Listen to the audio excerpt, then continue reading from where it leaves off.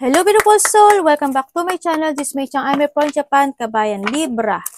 This reading is for you. Tao na nakakonect sa'yo. Maaring vice versa, nangyayari, or mangyayari pa lang. Tingnan natin. Maaring ito is related sa kapatid, magulang, karelasyon, asawa, kasama sa trabaho, o kaibigan. Tao na nakakonect kay Libra. Ano ang nararamdaman mo kay Libra? Wala. The Sun. Libra, anong nararamdaman mo sa kanya?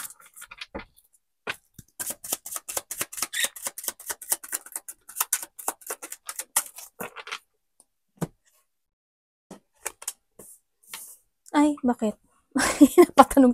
Napatanong ako sa iyo. Tao na ako na kay Libra, bakit the Sun? Ang nararamdaman mo kay Libra.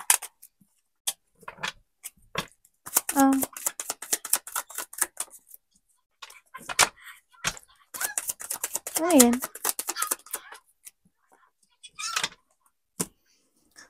Tandaan nyo, maaring tayo is vice versa. Maaring, kung iba dito, maaring magkalayo kayo nito, no? Okay. Nararamdaman niya sa iyo, Libra. Iniisip niya. Nag-isip siya na isang sitwasyon to recover kung kayo is nagkahiwalay nito, no? Yan. Kung kayo is nagkahiwalay nito, gusto niya kausapin, gusto niya ulit magkaroon ng recovery dito sa sitwasyon na to. Yan na nakikita ko sa'yo. Gusto niya ulit ng open communication, gusto niya ulit ng partnership or relationship or connection sa'yo. No? Iniisip niya gabi-gabi paano makakaroon ng recovery or magkakaroon muli kayo, no, dito sa sitwasyon na to. Gusto niya ng clarity actually. Gusto niya ng union. Gusto niya ng commitment. Kung kayo naman si magkasama nito or magkarelasyon, mag-asawa at hindi naman kayo nagkahiwalay, sa nakita ko dito, may mga iniisip siya gabi-gabi, no, sa nakikita ko may mga iniisip siya na isang bagay na masaya siya, pero masaya siya sa umaga, syempre, nandun din yung sa gabi medyo may mga iniisip siya, may mga gusto siyang malaman sa'yo, or vice versa, kung talagang siya talaga is ang iyong minamahal. Yun. Kung ano talaga yung nararamdaman mo sa kanya. Libra, bakit? Parang iba dito may third party, ano? Bakit 8 of Swords ang nararamdaman mo sa tao na to?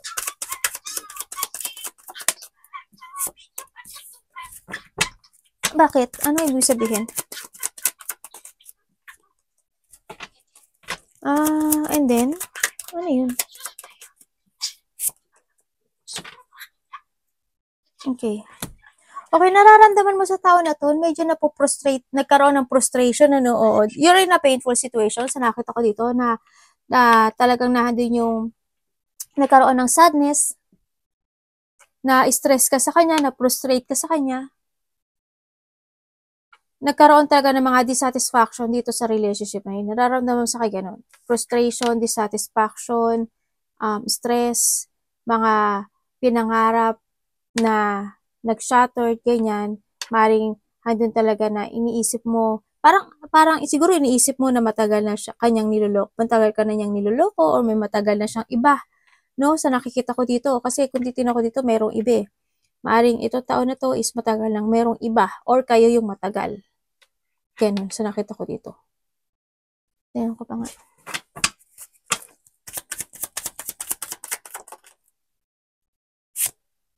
Oh.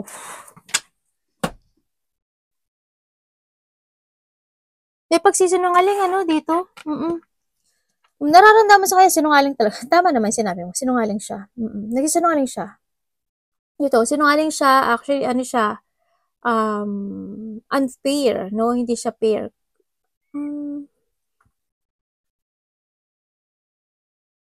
Ano ka, no? Parang nagkaroon, wag sana ikaw matrap dito sa sitwasyon na to, no? Kumaga, hindi naman siya talaga para sa'yo. So, nakita ko ito.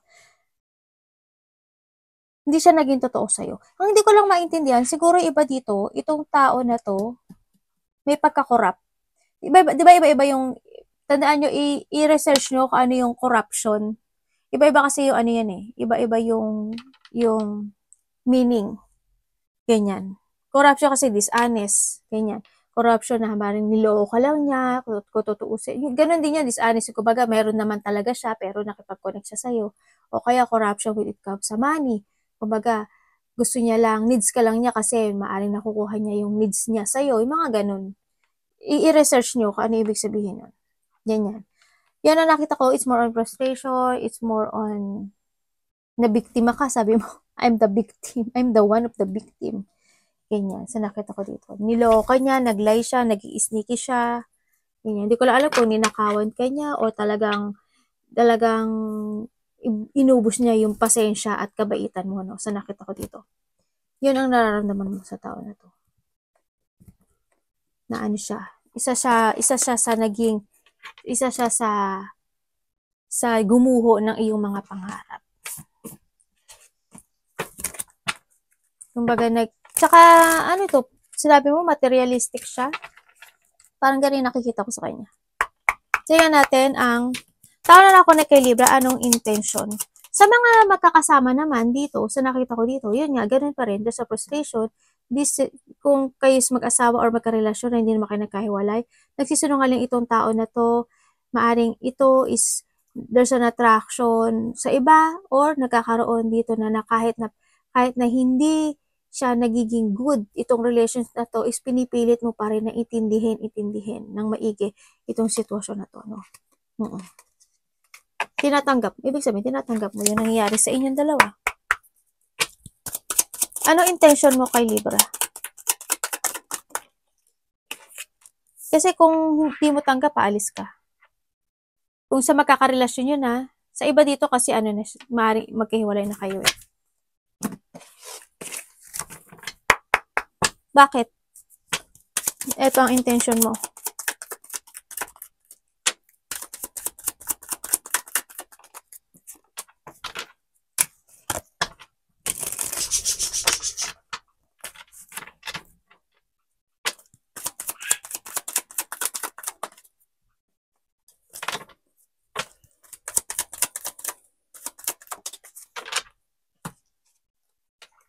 Okay. Ang intention niya sa'yo, gusto niya mag-apology sa'yo. Pero naguguluhan siya. No? Natatakot siya sa'yo, ang nakikita ko dito. And then, andito siya sa sitwasyon na ayaw niyang magparaya. In a way na siguro ayaw kanyang kalimutan or ayaw niya talaga na mawalan kayo ng connections to each other. So nakita ko, natatakot siya, hindi niya alam kung tatawagan kanya o hindi, pero naguguluhan siya sa sitwasyon niya ngayon. Gulong-gulo as in. Nagkakaroon ng blockage sa kanya o may isang sitwasyon sa buhay niya na nakakapagpa-control sa kanya. No, gusto niya ulit magkaroon ng development dito sa sitwasyon na to at gusto niya mag-apology sa'yo. Pero, wala siyang ginagawa ngayon kasi nakakaramdam siya ng takot na maaring hindi maging maganda yung resulta nung action niya o yung gagawin niya. Ganyan. Natatakot kasi siya. Tingnan natin, ano action mo? Tao na ako na kay Libra. Ano action mo kay Libra? Alam mo, itong tao na to, hindi to pwedeng pagkatiwalaan, ha? Hindi siya maasahan. Hindi siya pwede pagkatiwalaan. Yun ang nakikita ko. Gusto kanya kausapin. Sa iba naman, sa magkarelasyon naman dito, ganun din. Kung magkakarelasyon kayo or mag-asawa kayo or boyfriend, girlfriend, wala siyang nararamdaman sa'yo. Wala siyang nararamdaman sa'yo. Siguro mahalaga ka, pero wala siyang feelings sa'yo. Pinipilit niyang balansehin yung sitwasyon. Hindi ko nakikita kasi yung feelings dito sa sitwasyon na to. They try to make it balanced lang.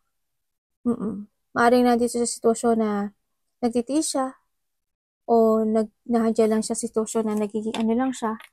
Diyan lang siya, ganun. Pero when it comes to feelings, no. Hindi ko lang alam kung bakit may galit siya or ikaw ang galit. May mga puot o galit ako nakikita na dito rin yung sitwasyon na siguro minsan itong tao na to is may pagka-moody, no, sa nakikita ko dito. Hindi nagkakaroon siya ng emotionally manipulative ang nakikita ko sa kanya. Minsan nagiging bitter siya or ayaw niya magparaya rin minsan. Or vice versa tayo, ganyan. Parang halimbawa, may sinasabi ka sa kanya, hindi siya nakikinig. Ganyan. Siguro nakikinig, parang makikita mo, parang hindi naman siya, parang kahit kinakausap mo, nakikinig kaya itong tao na to. Naintindihan niya kaya yung sinasabi, yung mga ganun.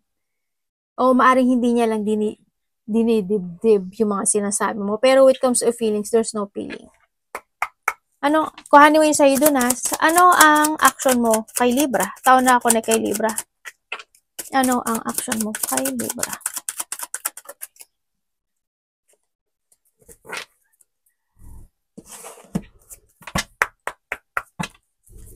Bakit? Ano yan? Paki-explain. Taon na ako na kay Libra.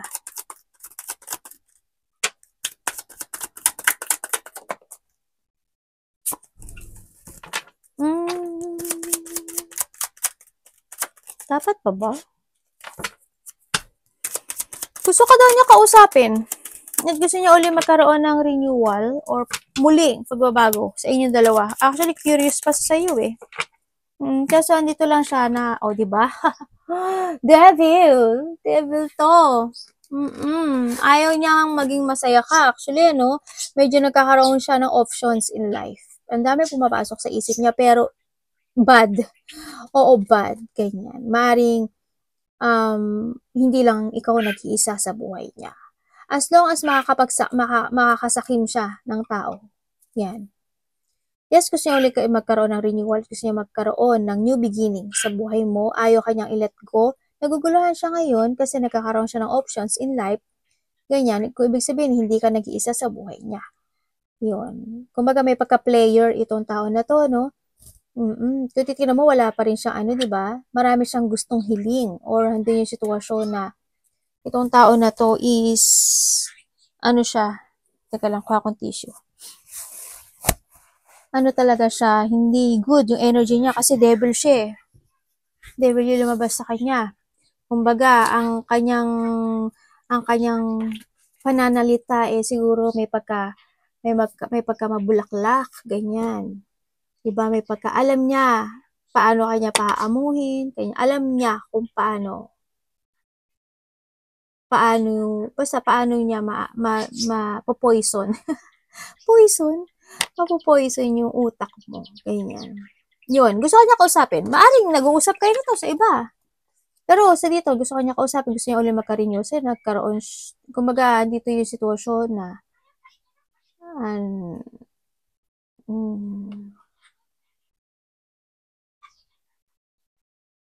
gusto ko na ano eh. Pero kung sasabihin mo sa akin na awakening siya, na-awakening siya. Oo. In a bad way. Kasi, kung ilelet ko kanya, diba sabi ko sa'yo, wala naman siya nararamdaman. Eh kasi it's more ano lang to eh. Temptation, obsession, ganyan. Toxic energy, ganyan. Ano lang, pagnanais lang sa isang bagay na hindi ginagamitan ng feelings. Kumbaga, pagiging sakim, makasarili, material world, needs, ganyan. Mga ganun lang siya. Yun nakikita ko sa kanya. Siguro mahilig to uminom ng alak. Maboka rin to eh, no? Halatang maboka. Tingnan natin, or vice versa. Ano ang blind spot ng connection ito, universe? Baka operan ka uli nito within the 4 days, 4 months, 4 weeks, nangyari na or mangyari pa lang. Aring may mangyaring pag-o-offer o pag-aamong muli. Devil again, no? Nako eh. Inaanuhan ka na ha. Nako, ingat ka dito. Kokontrolin ka lang nito. Yes, ingat ka. Isipin mong maigi yung sarili mo. Pero nasa sa'yo yun ha. Wala sa akin. Parang may gusto lang siyang hingin sa'yo. Kasi parang ikaw yung mas mo nagiging understanding sa kanya libre. Tapos ikaw lang give na give, understand na understand. Maaring sa pera, maaring sa pag-iintindi o pag-uunawa mo sa kanya. Ano ang blind spot na connection ito, universe? Ay. Bebe! Ano na naman yan? Nakakita ka na naman bago mong bahay. 9 of Cups. Alalalalala. Tay tayo dyan. Ano po yun? May pagkaano to, no? Insecurity. Tsaka ano siya, hindi siya stable na tao. Yes, hindi siya stable. Parang wala nga siyang pera. Wala siyang ipon, wala siyang pera. Pero you need to be aware, ha. Siyempre, ang blind spot ng connection nito, ikaw to or siya, ha. Aamuhin ka niya. Gusto niya bumalik, pero naaanohan siya ng pride niya. Sa nakita ko dito, na-hurt siya ng nakaraan or nahadit talaga yung sitwasyon na itong nag-aalangan kasi siya para alokin kang muli or makipag-connect siya sa'yo, no, sa nakikita ko dito. Nag-aalangan siya. Medyo may pride ako nakikita dito o ma-pride. And then, nandito yung sitwasyon na na-hold back siya nakaraan. Ganyan, maaring kasi may pagka-immature din kasi yung energy na to na nakakita ko sa kanya yung medyo takot. Ako nakikita talaga sa kanya na may isang sitwasyon na napipigilan siya to move forward sa'yo sa nakita ko. Siguro nga takot dahil sa mga baka may ginawa talaga siya na hindi maganda sa'yo. Ganyan, di ba? Gusto niya uling magkaroon ng recovery dito sa sitwasyon na to, naalala ka niya, actually may problema to sa pera. Parang may problema siya. Yun. Itong tao na to, medyo pasaway to, ah. Ingat ka. Immature, ganyan. Ano bang outcome nito, universe? Ay sa mga magkakarelasyon o mag-aasawa, at hindi naman kayo nag-ano, itong tao na to, maaaring itong tao na to is palagi siyang palaging, kahit gusto niya mag-sorry, hindi siya mag-sorry kasi mataas yung pride niya. Maaaring ikaw yung palaging intindi at sorry na sorry, ganyan. O iniintindi mo lang siya, ganyan. Ganun. Pasaway to. Maaaring iba dito bata. Or vice versa. Ano pong outcome na connection ito?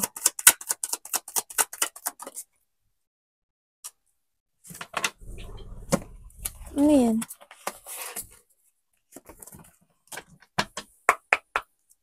Ano po yun?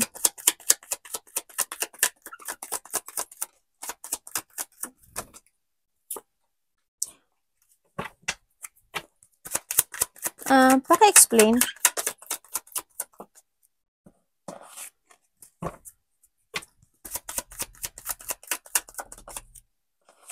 Ay, Galileo.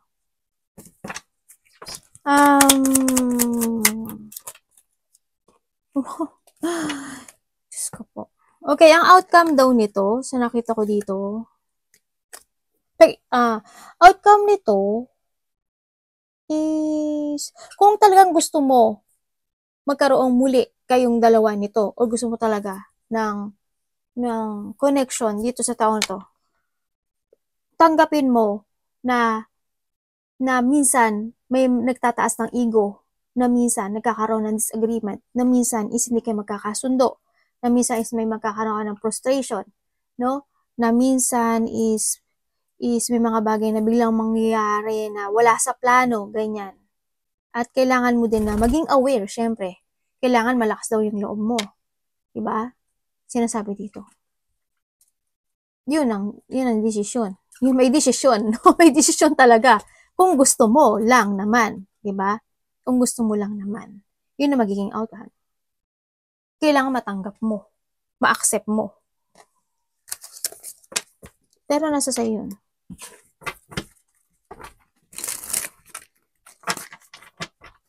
Paring nagkakaroon kasi kayo ng conflict o hindi kayo nagkakaintindihan, ganyan. May isang siguro na lack of collaboration kayo, hindi kayo nagkakasundo, mga ganun. Kumbaga, kung nagkakaroon man ng third party dito, o kailangan, tanggap mo. Kailangan tanggap mo kung ano siya. Kailangan tanggap mo na pero nasa sa'yo daw itong choices na to. The choices is always available sa'yo. Kung gusto mo talaga nito, fine. Kung ayaw mo, it's fine din. Universe, ano pong advice nyo kay Libra?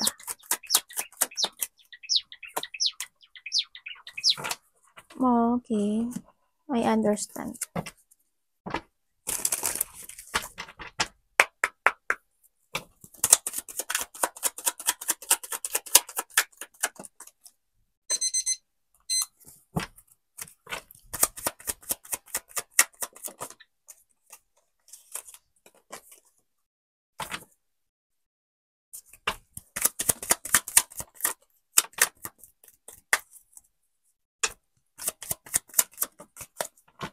Okay.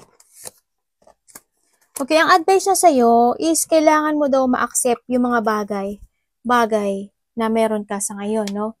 Kailangan mo daw na may mga i-leave behind o kailangan mo mag-move forward, no? Sa nakita ko, try to make it balance sa pera man, sa relasyon, and be responsible, and then accept mo yung mga bagay na nagkakaroon ng hardship, no? Kailangan matapos yun.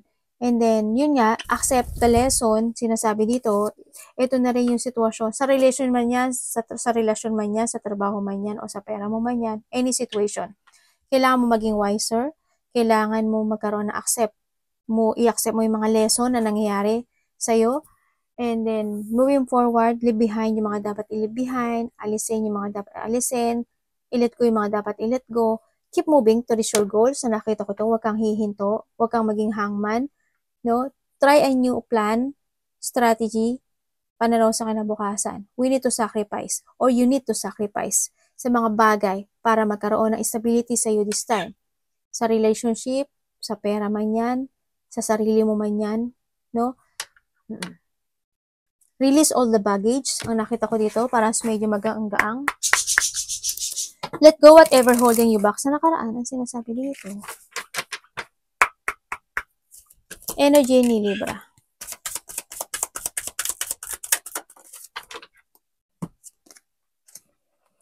Okay. Bakit po? Energy niya.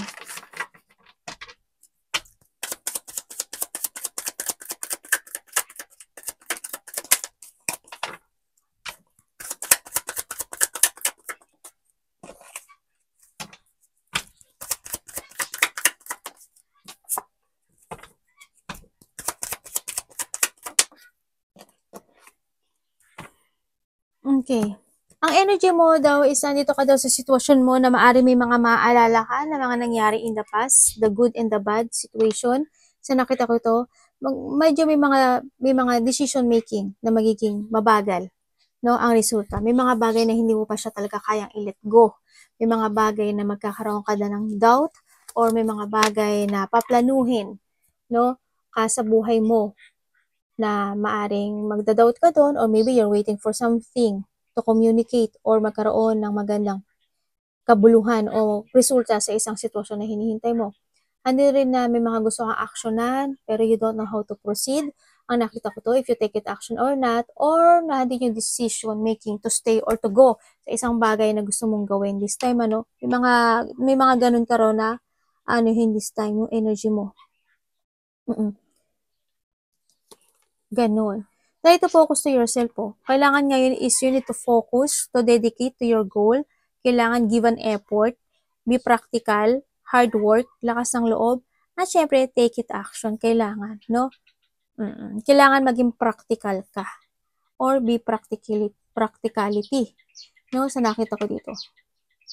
Hanapin mo yung sitwasyon na makapagbigay sa'yo ng happiness, fulfillment sa buhay mo. Kung may mga dapat kang i-withdraw o dapat mong i-change sa mga decision making, pananaw sa kinabukasan, if you want to escape with something or try a new path, ganyan. Minsan tanongin mo rin daw yung sarili mo kung ano talaga yung makapagbibigay sa iyo ng kasiyahan o fulfillment in yourself, no?